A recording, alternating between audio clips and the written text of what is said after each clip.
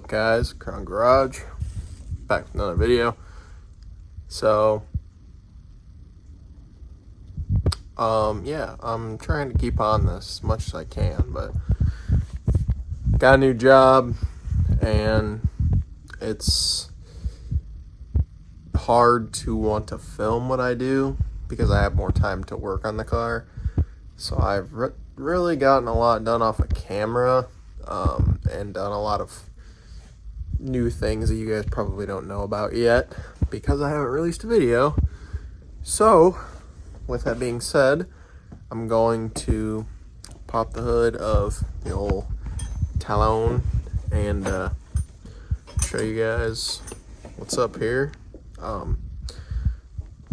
For starters, this is the hood prop right here. I'm putting hood struts on it, so that'll be in a video soon, maybe this one. I don't know. I wish I was better about uploading, but I just am not right now. So there's that. Doing some intercooler piping. Got a different turbo because I sold the other one back to the guy I bought it from because he didn't like the new one he got. He cut me a deal, so I cut him a deal back. That 6466 was going to be a lot for me anyway, so I ended up going with this turbo, which I don't know if I showed it in the last video at all. Honestly, I don't remember, but you guys are going to see it now. So yeah, there's that. I got to do an order for some OEM Mitsubishi parts because I had an issue. This is going to be a lot of rambling, I'm sorry. So good grief, I painted this up all nice and put this heat wrap and stuff on it, and this is an oil cooler, some or other line. It's a hard line steel. Painted it up all nice, and I put it on for mock-up for a rubber hose that Mitsubishi doesn't make anymore. I took it back off to put the clamps on it, and because I used this style clamp, I think I've showed them before. It's these guys, so you have to slide them over. And so the moral of the story is I tried to pull this out and it just snapped the end off because it's so rusty. So I'm glad that that happened now and that didn't happen when the car was completely together or something like that and I had to order it, or it leaked because it was rotted out and I didn't know. So yeah, junk. So I'm sure that nobody's going to. I have this for sale. I bought it for my Precision, and it's a 66 T3 3-inch V-band. Yeah, pretty much around the middle, plain Jane, cast turbine housing. I have it listed for a lot less than it costs new. I'm trying to get rid of it, so if you see this video and you want it, just comment, or I have an Instagram, Crown Garage, Facebook, whatever. I don't have a Crown Garage Facebook, but I do have a regular Facebook, so if you have a DSM or something, you could probably find me.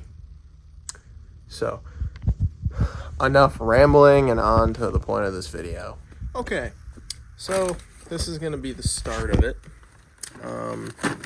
Before I show you guys the turbo or anything, this is an important part of the new turbo because of my manifold. This is from Ace Race Parts. This is a nice billet extension. It's for, I think, like 1.5 to 2 inch bolt pattern. It's like oval, comes with hardware. It was like 30 bucks, 40 with shipping, whatever. Not bad. Let me pop this hood open quick. So it's a Zona rotor. Huge reveal. Whoa. So there's that. I don't know if I showed this in a video yet. I had company called DSM 3D Creations. If you know DSMs, you know they make 3D printed parts. Anyway, they made me this custom adapter for my Bosch drive-by-wire throttle body. I made a custom EGR delete plate. I got the fuel rail in, got that fuel line made to the fuel pressure regulator, fuel line to the ethanol content sensor. Now I got this new fuel line here, and then I have to make a fuel line to the back of the car. I did all these hard lines, push to connect, pneumatic stuff. This one goes right here, and then this one goes down to the blow-off valve where I have it, the MR2 power steering. All the lines and stuff are made for that. I just gotta make a bracket up for this. Good grief, my camera. The custom catch can is finally pretty much fully complete. I just would like to find some little sleeves to cover up the threads of those bolts. Got this bracket painted up nice. Thermostat housing is up. The line that I'm talking about that I had issues with was the one that goes from here, runs behind the manifold, and down to right here where this rubber hose is. Got my manifold fixed, which is cool. One of the other Mitsubishi parts I'm going to do is I'm going to buy the Mighty Max oil filter housing, I think is what I'm going to go with. I ran this line with some nice, insulated clamps. It actually goes to the Haltech. It's the only line I did not run like this because it has a nipple on the ECU, so it just was easier to just do that. So this is actually where the throttle cable comes through. I made this plate, drilled a hole in it, put a plug in it, and then cut a slit like this and a slit like this, like a cross, and then just slid that through it, so not much hot air should get through there. As you saw in my last video, that carbon fiber piece ended up laying right there, so I'm going to get the DSM 3D Creations piece to go over it. Sorry, this is a lot of babbling. The wastegate actually looks really nice when it's in there. I made that screamer pipe that's right here and polished it all out a long time ago.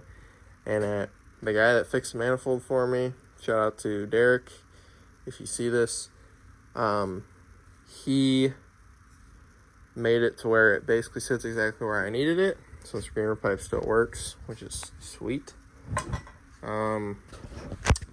So anyway, now is where you need to test fit that, because these top mount manifolds really don't give you a lot of clearance, and this turbo is used. I got it from a dude in the DSM, his name's Brian Vamos, I don't know how you say his name. He owns Vamos Design Fab. They make the cool fuel tanks, and they make the spacers for power steering deletes, which I actually have on this. Shout out to him. $1,000.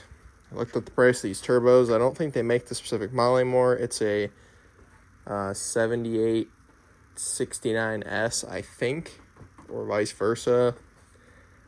It's ball bearing, billet, center cartridge. I got the FP inline filter to go on it. So there's that, and basically with this top mount, it just makes it really, really difficult to get a line here. So that's why I bought this, because I think it's 3.5 inches total, and just bolts right on there. Should be nice. So I want to pull this turbo off and start doing that, and then see how it kind of sits in here. Okay, well, I got some bolts that actually fit this thing. And then I come to a sad realization that where my fan sits, my turbo will not actually work, because on these, got these marks that line up. I'm assuming is the way that they're supposed to sit. And if it was in a spot where it would work, that this 90 degree would have to be like tight up against the radiator, and there's no room for me to put a fan if that is the case. Can't fit the fan on the front, so real bummer, honestly. It's kind of unfortunate. So I don't really know at all what I'm gonna do, because I physically do not have the room to put it there, because it's hitting here. It's definitely gonna hit there, because it's gonna hit right here on this. So yeah, that's pretty not cool. So because that frustrated me, I started working on some other things. I got some spacers for that, so that's nice and pretty. Now we're going to be working on the wideband controller. So I'm going to make a bracket that uses that right there, that stud, out of this 1/8 inch aluminum. Just going to do some thread inserts, probably bend it a certain way so obviously the stud's not going to hit the wideband controller. So make this bracket real quick, and then I'm going to have to brainstorm on this. Obviously I could put a smaller fan, but I don't want to do that. And I have those two fans, but I don't think anyway it's going to make a difference, to be honest with you. So oh well, is what it is. Okay, so I know I didn't get much of that on camera, but so this is kind of a mock-up bracket for that. This is what it's gonna look like. I just don't know exactly how I plan on doing it, because the way that it sits I don't like. I want it to be kind of angled that way more, so that line doesn't look so stupid. You're not going to see it because the intercooler pipe, but it's still going to bother me. As for this turned out really nice. This is where I mounted the wideband controller for the Haltech. I think it's a great spot. Can run it right along through here. I can tie it up, probably up to the brake line right here with a grip lock tie or something, and then it'll run. Got plenty of length with this to get to the wideband. I can tuck that away somewhere, because obviously I'm going to have quite a bit extra, but no biggie. Make it look good. Happy with it. It runs from over here. You can see the connector in the bottom. Runs along the firewall. I'm probably going to run it with this push to connect deal or the clutch line, one of the two. So that's knocked out. Looks good. Can't complain with the progress tonight. Biggest things still to come. Need to make a second tab for this, since I finally decided this is where it's going. Need to make one for the bottom. There's a bolt hole right down there. That's why I put it there. So that'll be sturdy, because one is very flimsy and I'm not trusting it. So I don't need that flying off while I'm going down the drag strip or down the road, because it wasn't secured properly. As for that turbo situation that I explained, I don't know what I'm going to do.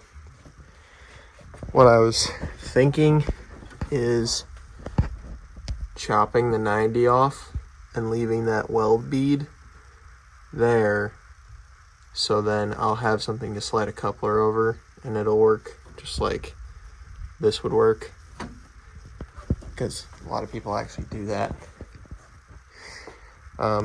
They can weld aluminum on their things that'll pop off quite a bit, because it's actually protrudes out, honestly, like pretty much the same amount as a bead rolled end. If it blows it off, it blows it off. Not really planning on making any more than probably 25-30 psi boost with this turbo.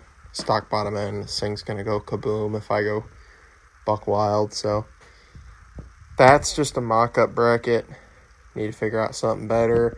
I was gonna do thread inserts, and I think I still am, but I'm gonna have to get some wider flat stock, because the way that I want this thing angled, well, this might work, but I kind of want to get something thicker, because it's a little, I mean, it's not bad, but it's a little flimsy. If I can take one of these pieces and bend it so it points over here, so this isn't there anymore, because that's kind of how I made the lines, was with it oriented that way. So good progress. I'm gonna end this video off here. Thanks for watching. And you know what, I'll show you one more thing. So what I wanted to show you guys was just get a quick look at how sweet this dump tube setup's gonna be. Probably go, I haven't really decided how exactly I want to do it yet, but I think I want to go something like that. So it's literally like, could not get any better. I am so happy about it. So yeah, that'll need some tweaking. I think I'm gonna take that and use the bandsaw and chop that piece off and go from there, I guess. Alright, well, I'm really ending the video off here. I sent it, chop that thing off. There you go. Now, take this sucker and can line my marks up, and I got nothing to worry about anymore. So now it can kind of sit where I need it to sit, and I can work the intercooler piping under the fan, which should be mint. So yeah, that's gonna be it for this one. In audio.